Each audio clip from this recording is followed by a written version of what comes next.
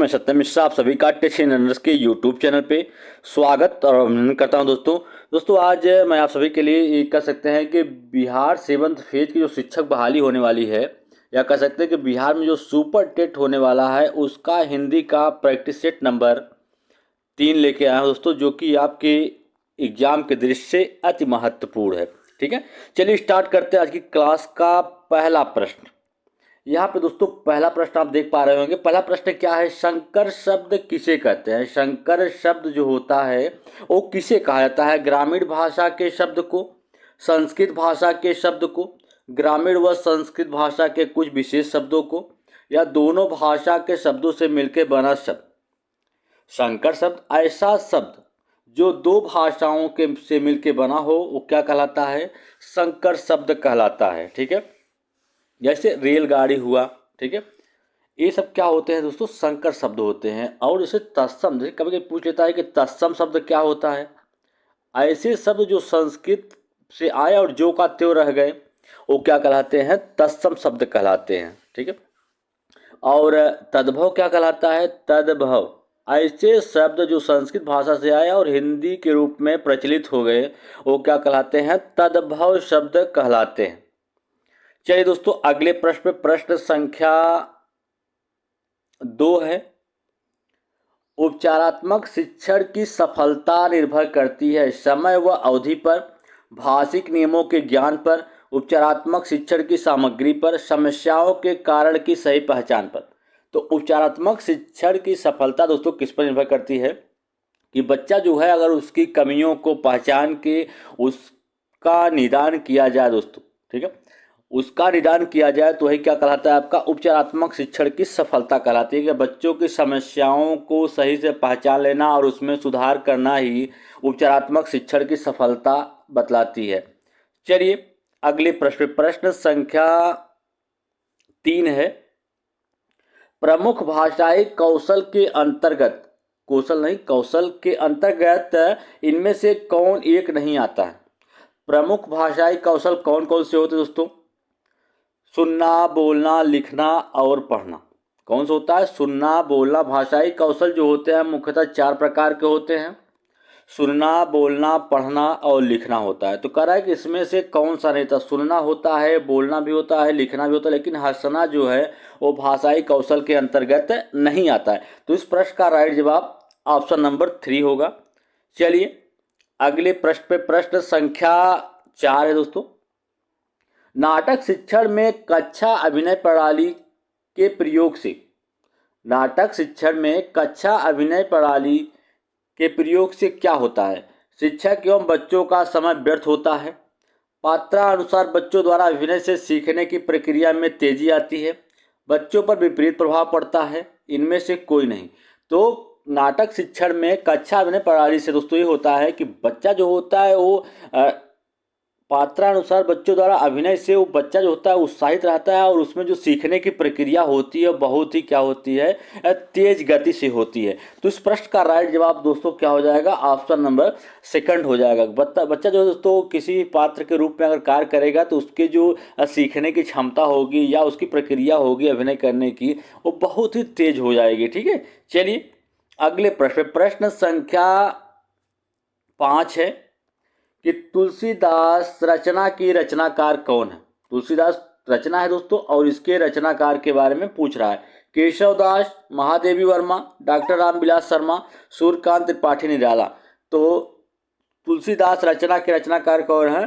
सूर्यकांत त्रिपाठी निराला है।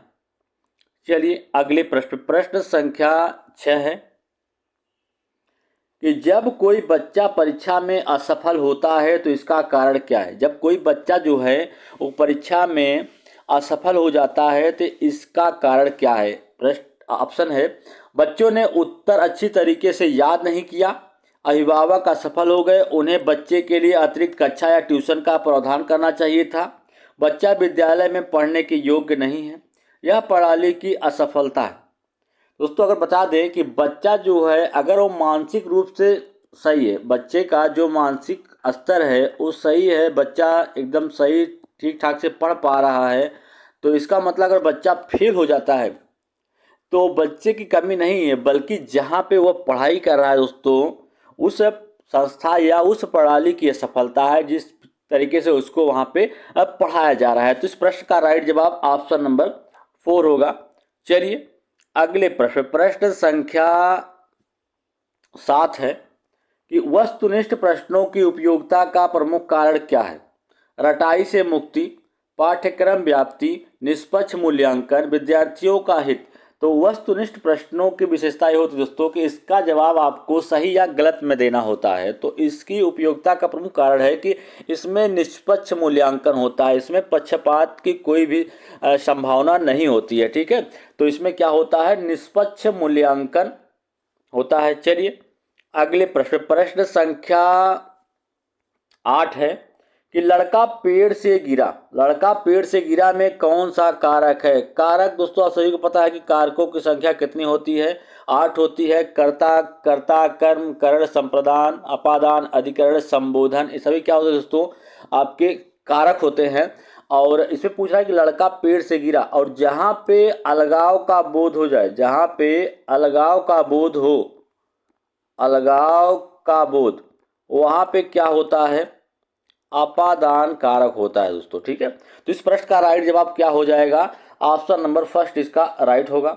संप्रदान कारक क्या होता है, जहाँ पे कोई चीज किसी को दान दी जाए और उससे वापस न ली जाए, वहाँ पे संप्रदान कारक होता है। ठीक है, जैसे राजा ने निर्धनों को कंबल बांटा, वहाँ पे क्या हो जाएगा दोस्तों, संप्रदान कारक होगा। अधिकरण कारक, जहाँ पे कोई चीज़ किसी के ऊपर हो, जैसे आपको दिख जाए कि लड़का छत पर खेल रहा है, चिड़िया घोंसले में है, जहाँ पे आपको में या पर दिखे वाक्य में, वहाँ पे क्या हो जाता है, अधिकरण कारक होता है। चलिए अगले प्रश्न, प्रश्न संख्या 9 है कि बच्चों में पठन के प्रति रुचि जागृत करने के लिए पाठ्य पुस्तक के अतिरिक्त सामग्री का विकास किया जाना चाहिए। बच्चों में रुचि जागृत करने के लिए दोस्तों पाठ्य पुस्तक तो होती ही बच्चों की रुचि के अनुसार बनाई जाती हैं, उसमें क्या कहते हैं, प्रिंट समृद्ध प्रवेश ज़्यादा होता है। कहने का मतलब होता है जो पुस्तिकाएं होती हैं उसमें बड़े बड़े चित्र बने होते हैं। ठीक है, जैसे पेड़, बादल इत्यादि, घर, ठीक है, ये सब सारे क्या होता है, चित्र बने होते हैं। उसके अतिरिक्त कौन सी सामग्री होगी जो बच्चे के विकास में सहायक होगी उसके शिक्षण में, तो क्या होगी, पूरक सामग्री दोस्तों। पूरक सामग्री होती क्या है, ऐसी सामग्री होती है जो दोस्तों किसी भी पाठ का एक कह सकते हैं कि सार या सारांश होता है, जिसको बच्चा पढ़ते ही पूरा पाठ जो है उसको समझ में आ जाता है कि पाठ में क्या कहना चाहता है। तो इस प्रश्न का राइट जवाब क्या होगा, ऑप्शन नंबर सेकंड इसका राइट जवाब हो जाएगा। चलिए अगले प्रश्न, प्रश्न संख्या 10 है, पुनर्जन्म शब्द का संधि विच्छेद आपको बताना है। संधि, संधि मुख्यतः कितने प्रकार की होती है, जब दो शब्दों के मिलने से एक नए शब्द का विकार होता है तो उसे क्या कहते हैं, संधि कहती है। और संधि मुख्यतः आपकी 3 प्रकार की होती है।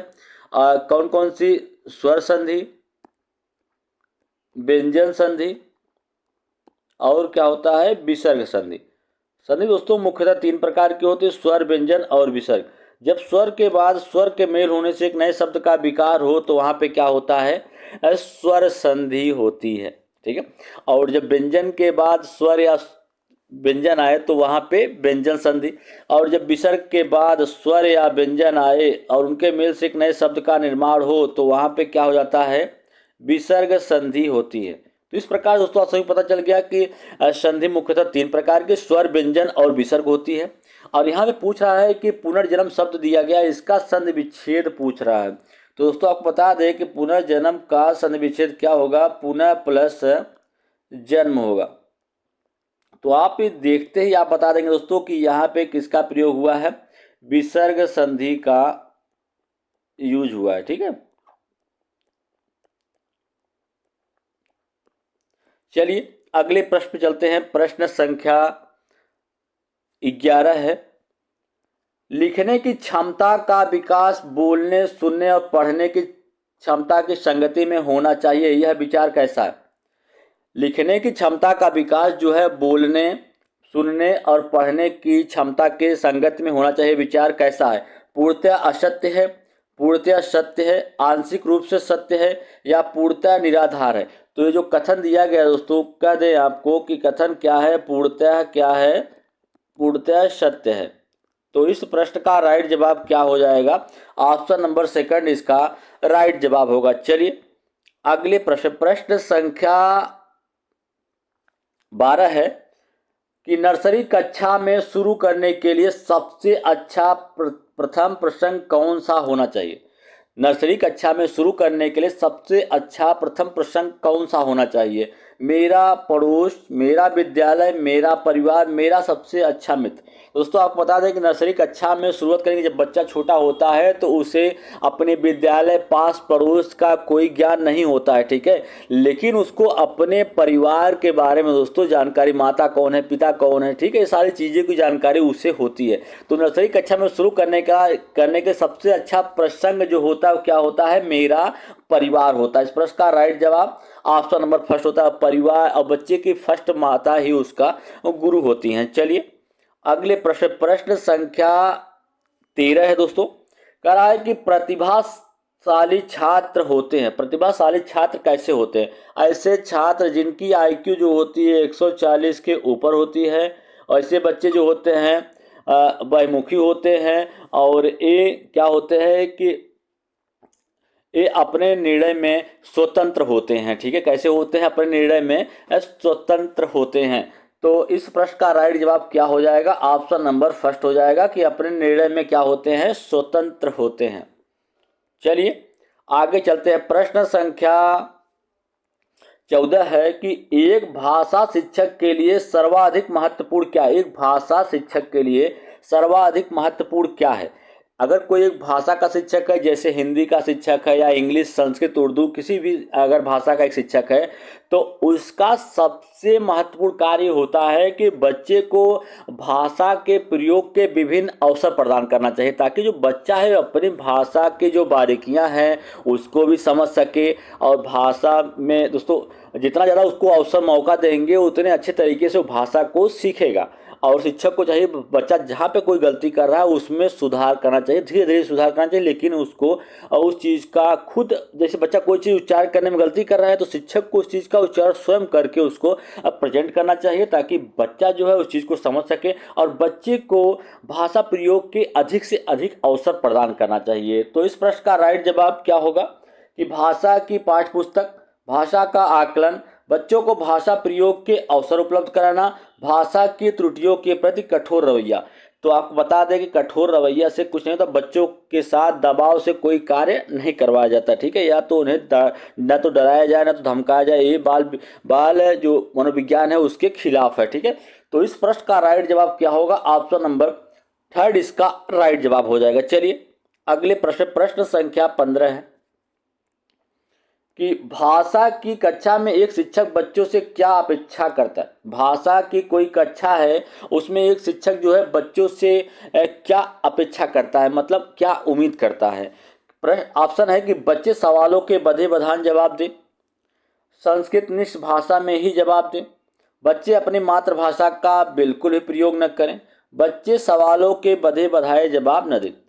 तो भाषा की कक्षा में एक शिक्षक का सबसे बड़ी अपेक्षा या उम्मीद ये होती है कि जो बच्चा है किसी भी प्रश्न का एकदम सटीक जवाब न दे, चाहे वो भले ही अपने ही भाषा का प्रयोग करे कोई चीज़ कहने के लिए, लेकिन जो बधे बधाए जवाब है दोस्तों, सिर्फ सटीक जवाब, उत्तर रट लेना, इस प्रकार का जवाब न दे। तो भाषा शिक्षक यही चाहता है कि बच्चे सवालों के बधे बधाए जवाब न दे, भले ही वो अपनी मातृभाषा का प्रयोग करें या कुछ करें, लेकिन ठीक है, तो अपनी भाषा में उस प्रश्न का जवाब देने की कोशिश करें। चलिए दोस्तों आज के लिए इतना ही। अगर आपको मेरा वीडियो अच्छा लगे तो लाइक, शेयर और सब्सक्राइब दोस्तों जरूर करिएगा।